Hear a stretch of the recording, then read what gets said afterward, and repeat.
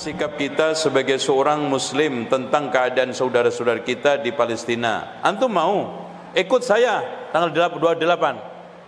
Anam kasih Yahudi antum. Ya, ada yang kadang nantang-nantang, kapan itu Salafi kerjanya ngaji-ngaji, kapan actionnya? Lah ente SNS terus, kapan ngajinya? Udah, ente mau apa? Jihad. Ana insya Allah tanggal 28 akan berangkat umroh. Doakan ya, antum jangan macam-macam doanya. Mudah-mudahan Ustadz nggak balik, kurang ajar. Ya, antum ikut. Pernah tegang saya di depannya lagi masuk ke itu Masjid Ibrahim, apa itu namanya? Khalil apa? Ya, dalam bahasa Latinnya apa? Apa? Oh, nggak pengalaman semua.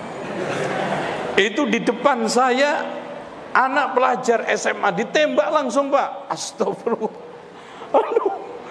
Ngelihat orang ditembak begitu. Subhanallah. Dan hadirin sekalian, dia itu ceritanya masuk nggak boleh karena jalannya ditutup, harus lewat sana. Enggak. Ini negeri saya, ini tanah saya, dor langsung. Dan banyak kalau antum komunikasi di sana sama orang-orang Palestina yang sudah kehilangan anak, kehilangan suami. Dan orang Palestina boleh masuk ke Masjidil Aqsa itu yang perempuan tok, yang laki di atas umur 60. Di bawah 60 nggak boleh, ketahuan ditangkap. Dan kita sedap-sedap ngeri juga kalau di sana.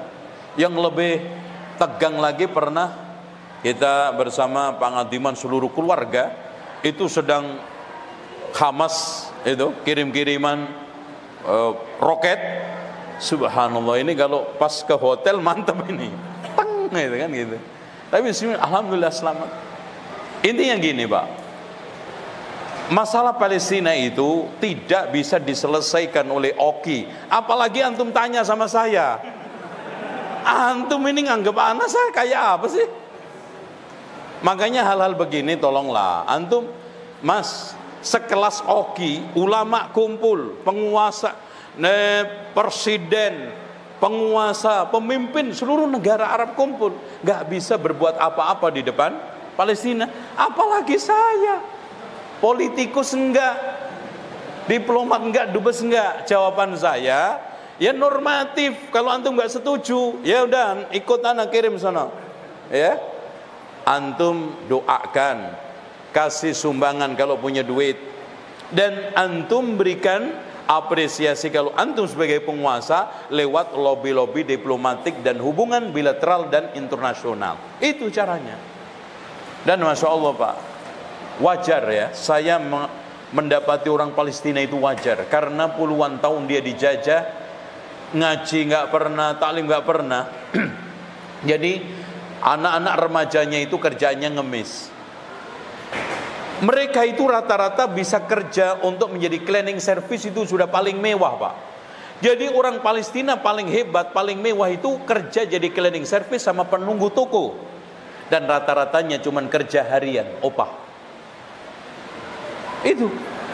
Dan kebanyakan mereka sudah menjadi alat Yahudi. Mereka sekarang ini sudah menjadi apa ya?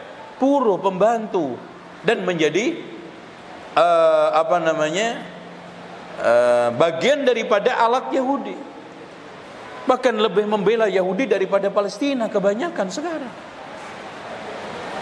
Dan yang tidak kalah pentingnya, keterpurukan dalam masalah pendidikan. Tapi hebatnya, Pak, pendidikan Palestina itu nomor 110 seluruh dunia, Indonesia 111. Jadi urutan negara-negara masalah pendidikan kan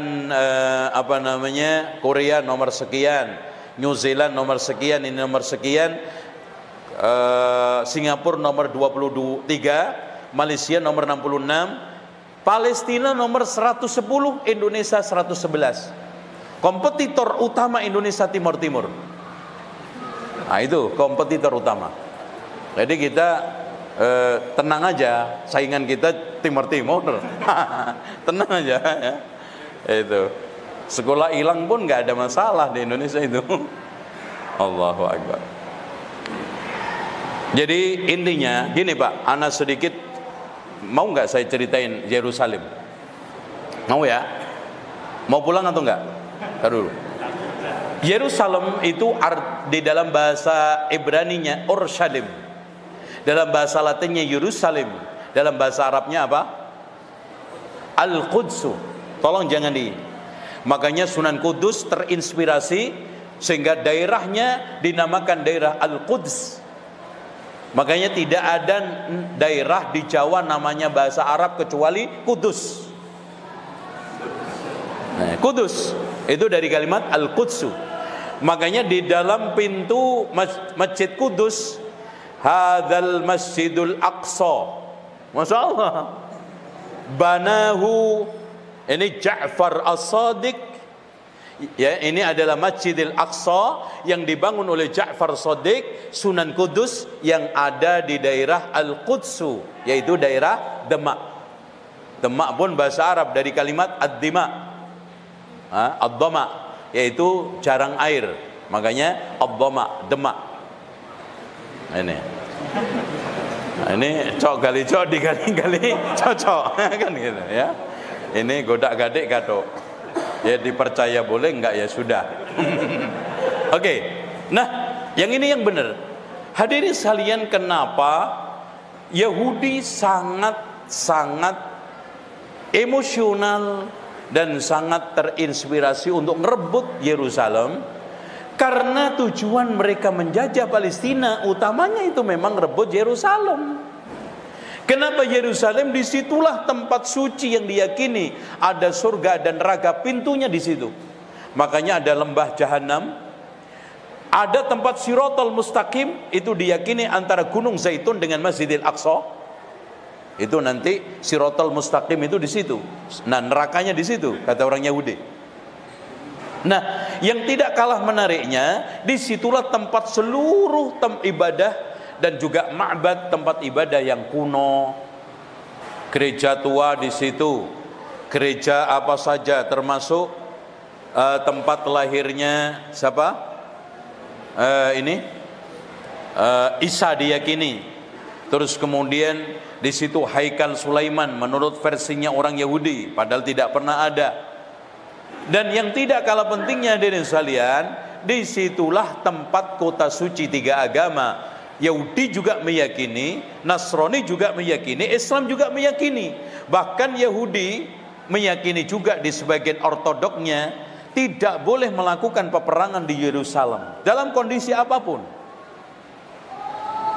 Makanya mereka untuk merebut itu walaupun harus membeli mahal. Coba bayangkan Pak, saya pernah ketika umroh ke sana sambil mampir ke Aqsa, ditunjukkan salah satu guide toko-toko milik orang Palestina yang ada di kota Yerusalem lama, itu ditandai dengan tembok. Tembok itu pertama kali dibuat oleh Salahuddin Al-Ayyubi, kemudian diperbarui oleh pemerintah Turki. Itu ukuran hanya 4 kali 5 dibeli sampai 3 juta dolar. Coba bayangin, 3 juta dolar, 1 juta dolar aja 13,5 kali 3 berapa? Hanya toko 4 kali 5. Yang kecil banget 3 kali 4 atau 2,5 kali 4 itu ditawar 2 juta. Kenapa? Yang penting mereka bisa mengambil alih. Itu termasuk Masjid Hebron. Hebron itu sudah dikosongkan tadi Ibrahim Khalil tadi. Masjid Hebron yang di situ diyakini tempat kuburannya Nabi Ibrahim, itu toko-tokonya sudah diklaim Yahudi. Nggak boleh orang-orang Palestina untuk apa? Untuk jualan. Makanya kita ke sana itu sangat diharapkan. Kenapa? Pertama, memakmurkan Masjidil Aqsa. Keduanya, orang Palestina merasa punya teman. Dan ketiganya, kita nanti beli sesuatu ke toko-toko Palestina. Karena apa? Orang Kristen Indonesia ini lebih banyak yang umroh ke Palestina daripada kita. Mereka umrohnya ke sana juga, ya, ke sana. Bahkan doktrin mereka semua hampir itu dalam 1 tahun 60.000 sampai 70.000 penziarah Kristen ke sana dalam 1 tahun. Jangan beli ke orang Islam. Bahkan semua pelancong yang dari Indonesia dilarang membeli barang-barang dari Yordania karena kebanyakan Muslim. Kita ini aja beli di Palestina Yahudi, minimal Kristen teman kita, gitu. Biasa itu. Oleh karena itu hadirin sekalian, sambutan mereka Masya Allah dengan suatu pernyataan yang teduh, ikhlas. Bapak Ibu sekalian, alhamdulillah bisa bahasa Indonesia dia. Rata-rata guideman bisa bahasa Indonesia, makanya kalau saya di sono tenang karena ada guide-nya yang sudah bisa menjelaskan, jadi anak dengar aja. Dia mengatakan, alhamdulillah Bapak Ibu sekalian, dari jarak 10.000 kilometer bisa datang ke Palestina, sholat di Masjidil Aqsa, sementara kita jaraknya cuma 2 kilo, 1 kilo, sampai mati tidak bisa masuk Masjidil Aqsa karena pakai paspor dan tidak dikasih visa, karena dibatasi tembok. Makanya Yerusalem itu nanti kalau menjadi ibu kota Palestina Yahudi, yang awalnya di Tel Aviv itu diyakini sementara. Di dalam keyakinan agama mereka memang di Yerusalem, maka nanti orang-orang Palestina yang di belakang tembok itu semakin tidak bisa hidup karena nggak punya akses. Mau keluar mana? Mau ke sini tembok, ke sana jalan, tidak ada kecuali harus lewat teritorialnya Yahudi dan harus punya paspor, harus mengeluarkan visa, hancur. Makanya disinilah akhirnya kenapa kasus statement Trump yang menjadikan Yerusalem itu sebagai ibu kota menjadi ramai karena itu. Ya, dan mudah-mudahan saya mohon kepada antum semua ya, saya lancar, selamat ya. Walaupun dikerjai terus saya. Dikerjai itu dicek sampai 2 jam, 3 jam, ditahan di dalam ruangan karena jenggot. Itu kan, jenggot. Makanya antum itu nggak masuk kriteria kalau ya. Antum langsung dibuang antum. Ya. Yang nggak punya jenggot lancar gitu kan gitu.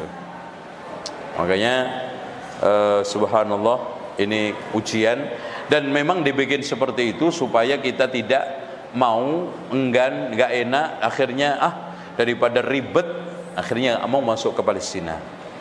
Itu ya. Allahu a'lam bishawab. Demikian, mudah-mudahan apa yang saya sampaikan bermanfaat. Subhanakallahumma wa bihamdika asyhadu an la ilaha illa anta astaghfiruka wa atubu ilaik. Assalamualaikum warahmatullahi wabarakatuh.